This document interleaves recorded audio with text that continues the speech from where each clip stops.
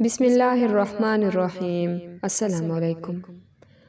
آج دنیا میں ہر ایک شخص دوسرے شخص سے زیادہ اچھا مکان، گاڑی، غرض یہ کہ ہر ایک چیز دوسرے سے بہتر چاہتا ہے۔ ایسے حالات ہی تباہی کا باعث ہیں۔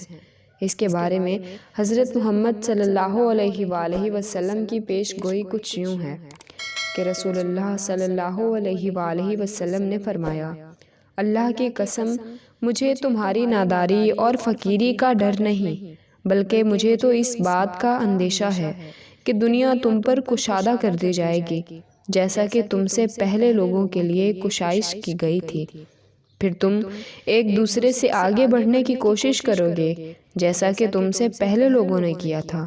پھر وہ تمہیں ہلاک کر دے گی، یعنی وہ دنیا جو تم حاصل کرو گے، جیسا کہ ان لوگوں کو ہلاک کر دیا تھا۔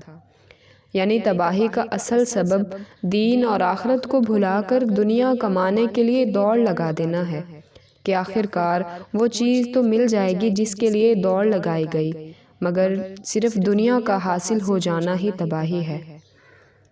ہمیں دنیا کے ساتھ ہی ساتھ آخرت کی بھی فکر کرنی چاہیے اور اپنی دنیا اور آخرت دونوں کی ضروریات کو پورا کرنے کے لیے اللہ تعالیٰ سے دعا اور مدد مانگنی چاہیے، کیونکہ اللہ بھی اپنے بندوں کا حیا کرتا ہے جب وہ صرف اسی کے سامنے ہاتھ پھیلاتے ہیں اور ان کی دعا کو وہ قبول فرماتا ہے۔